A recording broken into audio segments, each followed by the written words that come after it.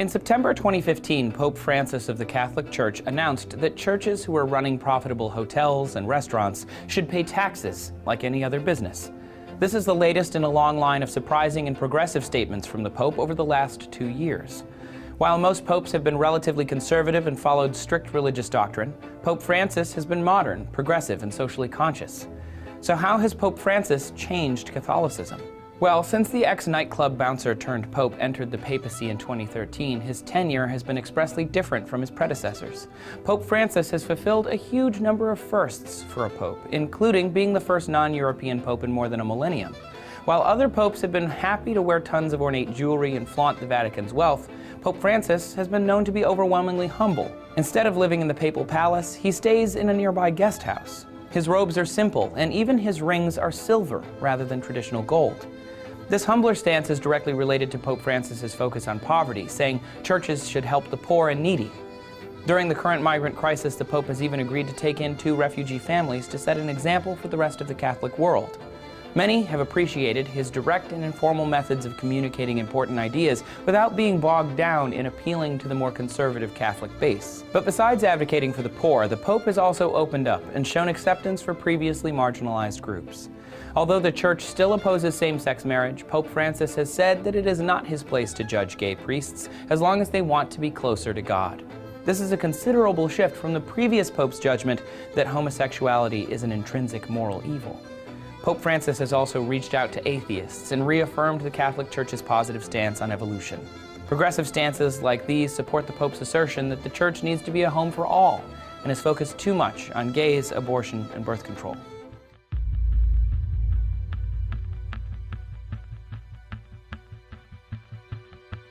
So you have a false religious leader in the end times who is urging people to follow the leadership of the Antichrist. That at least ought to tell us that there's a breakdown of theology, of biblical truth, of Christian influence in society.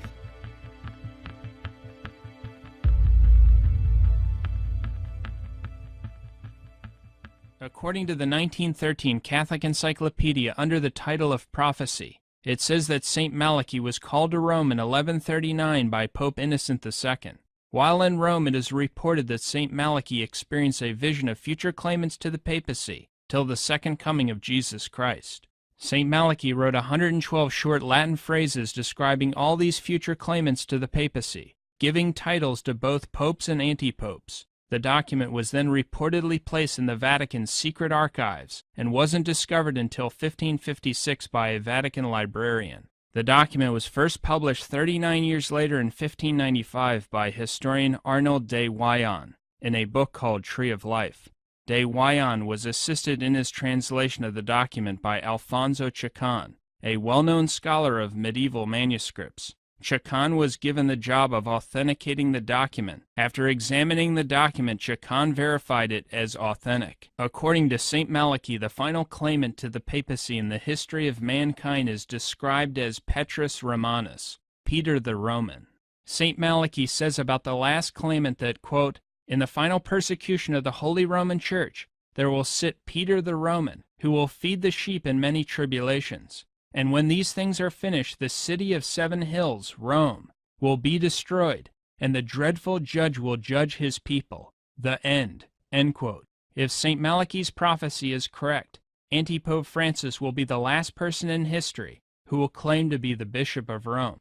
The official Vatican directory lists a number of different titles for claimants to the papacy, but Francis has rejected all these titles except the one title of Bishop of Rome, which he specifically requested. Francis has stressed feeding and helping the homeless like no other papal claimant in history. He has even declared the Sistine Chapel to be the property of the homeless, no matter what their religious beliefs are. Homeless are literally moving to the Vatican to get help from Francis. What is also extremely interesting is that St. Malachy describes Rome being destroyed at the end of Francis's reign. St. Malachy, on the other hand, spoke about the Pope from the ends of the world. If this sounds familiar, it's because they're the same words Pope Francis said on the balcony the night he was elected. I miei fratelli cardinali sono andati a prenderlo quasi alla fine del mondo, ma siamo qui.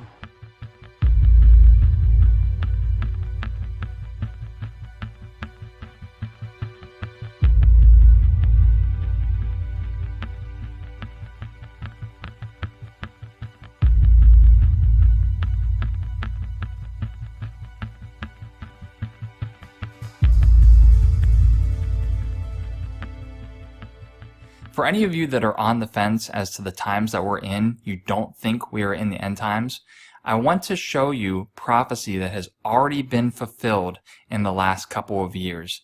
And in my opinion, it is irrefutable, undeniable, that what St. John spoke of in Revelation has already come to pass. And I'm going to show you what all that means, and it's in regards to Pope Francis being the last pope.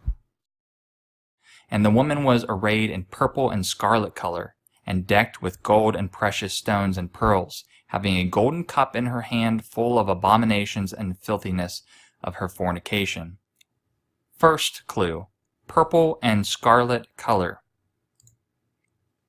And the woman was arrayed in purple and scarlet color. She's decked with gold and precious stones and pearls. She has many riches. How rich is the Vatican, says International Business Times? So wealthy it can stumble across millions of euros just tucked away. She is called the mother of all harlots and abomination of the earth, Mystery Babylon. And I saw the woman drunken with the blood of the saints and with the blood of the martyrs of Jesus. And when I saw her, I wondered with great admiration. If you did not already know, the Catholic Church in the Dark Ages killed millions of Christians because they wanted to remain in power. He says, the 7 heads are 7 mountains on which the woman sitteth. See what comes up. Oh, it's Rome. Okay, the city of 7 hills. During the point at which St. John had this revelation, he said there are 7 kings. 5 are fallen or dead. 1 is currently a king, and the other has not yet come. And when he does come, he must continue a short space. This is the irrefutable evidence that I want to show to you guys. 7 kings. Let's look at the Vatican's history. In 1929, the Lateran Treaty was signed. Mussolini, in Italy, giving the Vatican its own sovereignty. Essentially, the Vatican is its own country.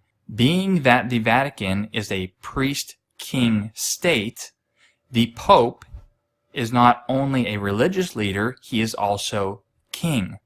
So in 1929, the Pope at that time was the first king. Let's take a look at the list of popes. Here we go.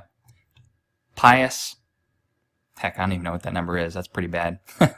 But February 6, 1922 to February 1939. So he was the first king. So let's just do simple counting. First king, second king, third king, fourth king, fifth king, the sixth king. Let's go back and see what it says about the sixth king. 5 are fallen and 1 is. So we look at the sixth king, he is.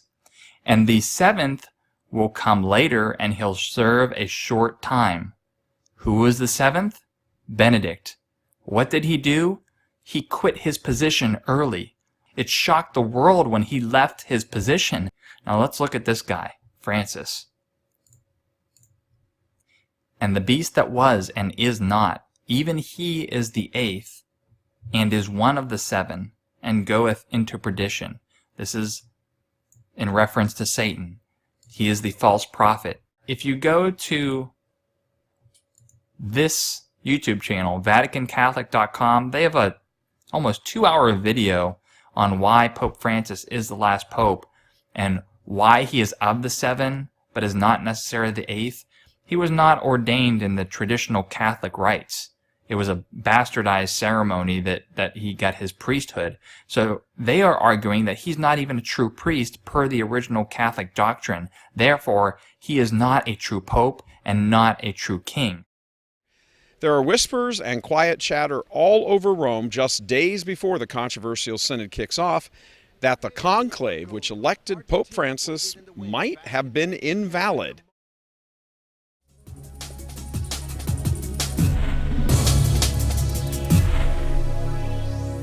Hello everyone, this is Michael Voris coming to you from Rome with breaking news. If what an aging Italian atheist journalist, a longtime friend of Pope Francis, said is true, Pope Francis has just denied the divinity of our Lord.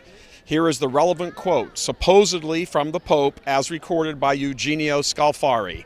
He says, Francis told me, quote, They are the proven proof that Jesus of Nazareth, once having become a man, was, though a man of exceptional virtues, not at all a God." Closed quote. And further in the article, Scalfari gives his interpretation of what Pope Francis meant based on what he calls their greatest cultural intimacy. Quote, and these are Scalfari's words, "Pope Francis conceives Christ as Jesus of Nazareth, man, not God incarnate. Once incarnate, Jesus stops being a God and becomes a man until his death on the cross."